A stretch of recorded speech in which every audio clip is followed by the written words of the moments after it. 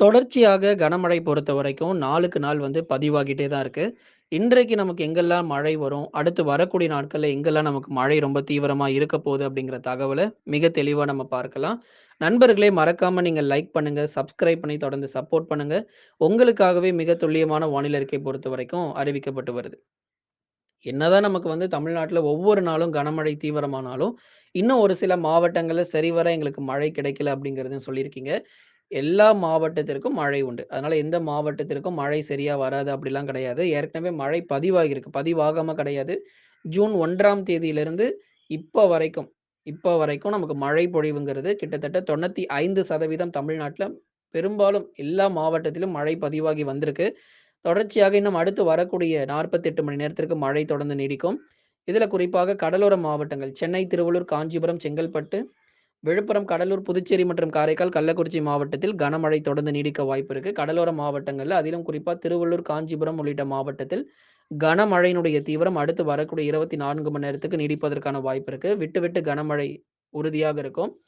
ஆகவே கடலோர மாவட்டங்கள் தானே நமக்கு மழை குறைவா தான் இருக்கும்னு சொல்லி நினைக்க வேண்டாம். கடலோர மாவட்டத்திற்கு தான் அதிக மழை பொழிவு அடுத்து வரக்கூடிய நேரங்கள் மற்றும் நாட்கள்ல காத்திருக்கு.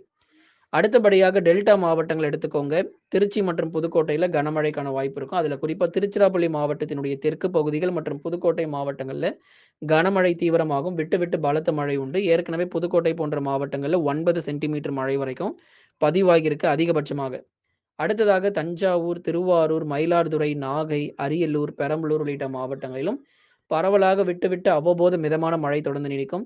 சில நேரங்கள்ல கனமழையாகவும் இருக்கும். இன்னும் ஒரு 3 நாட்கள் வரைக்கும் டெல்டா பகுதிகள்ல மழை பகுதியாக கனமழை அப்படிங்கிறது பதிவாகுறதுக்கான வாய்ப்பு இருக்கு. அடுத்ததா உள் மாவட்டங்கள்ல இதுவரைக்கும் சரிவர மழை பெய்யாத பகுதிகள் கூட நமக்கு மழை வர தொடங்கியிருக்கு அப்படின்னு தான் நம்ம சொல்லணும். அதுல குறிப்பா நம்ப வேலூர், திருப்பத்தூர், ராணிப்பேட்டை, திருவண்ணாமலை, சேலம், கரூர், நாமக்கல் இது போன்ற இடங்களிலும் பரவலாக நமக்கு கனமழை அப்படிங்கிறதும் தொடர்ச்சியாக நமக்கு பதிவாகும். எல்லா இடங்களுக்குமே கனமழை வருமானா கண்டிப்பா கிடையாது. சில இடங்கள் மட்டும் தான். ஆனா பலத்த மழை ரொம்ப தீவிரமா இருக்கும். இரவு நேரங்கள்ல அதிக மழை எதிர்பாருங்க. உள் மாவட்டங்கள் பொறுத்தவரை.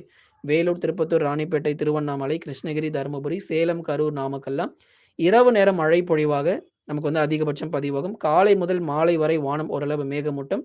இரவு முதல் நள்ளிரவு வரை இருக்கக்கூடிய நேரங்கள்ல தான் இந்த பரவலான மழை பொழிவும் நமக்கு ரொம்ப தீவிரமாக இருக்கும். வட தமிழக உள் மாவட்டங்கள்ல. அடுத்தபடியா நம்ம தென் மாவட்டங்கள் எடுத்துக்கிட்டோம் அப்படின்னா, மதுரை, திண்டுக்கல், விருதுநகர், சிவகங்கை, ராமநாதபுரம், தூத்துக்குடி, திருநெல்வேலியில சில இடங்கள்ல மழை பகுதியாக மிதமானதிலிருந்து கனமழை அப்படிங்கிறது பதிவாகும். தூத்துக்குடி மற்றும் ராமநாதபுரத்தில் வானம் ஓரளவு மேகமூட்டம். மதுரை, திண்டுக்கல்ல சில இடங்கள்ல மிதமான மழை பொழிவுகள். விருதுநகர் மற்றும் திருநெல்வேலி மாவட்டத்தினுடைய மேற்கு பகுதிகளில் அவ்வப்போது கனமழை.